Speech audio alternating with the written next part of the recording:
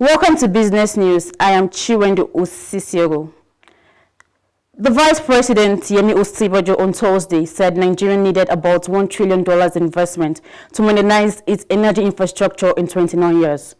He, however, noted that a report of a study of the Energy Investment Risk Assessment presented to the government recently rated the nation's energy investment risks as moderate. Osinbajo, who was presented by the Minister of Science and Technology, Dr. Ogbonnaya Onu, spoke at the National Energy and Climate Change Summit held at the Old Banquet Hall of the Presidential Villa, Abuja. He said the huge investment needed was meant to fix energy infrastructure between 2014 and 2043, and that the government was making efforts to attract both local and foreign investment to the energy sector. He expressed delight that the summit was taking place at the time the government was working hard to help move the nation's economy away from being resource-based to an economy that was knowledge-based and innovation-driven.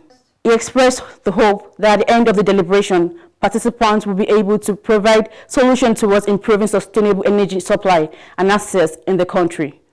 Osinbajo noted that Nigerian energy and energy-related policies were not only geared towards energy supply security, but to also mitigate global warming. The Minister of Budget and National Planning, Senator Udo Udoma, on Thursday agreed with the International Monetary Fund on Nigerians' debt vulnerabilities and stated it was an issue that should be adequately monitored. Udoma, who spoke at the presentation of the IMF Regional Economic Outlook Report for Sub-Saharan Africa at the ongoing IMF World Bank Annual Meeting in Bali, Indonesia, stated that Nigeria had realized it had to improve its revenues in order to bring down the debt services to revenue ratio. He said that the IMF had warned Nigeria and other oil-exporting countries over rising foreign debts, saying there was a need to make external borrowing sustainable. Udoma explained that the federal government was intensifying efforts on domestic revenue mobilization and maintaining fiscal discipline, and are also deploying technology in tax and custom collection to automate process and enhance efficiency.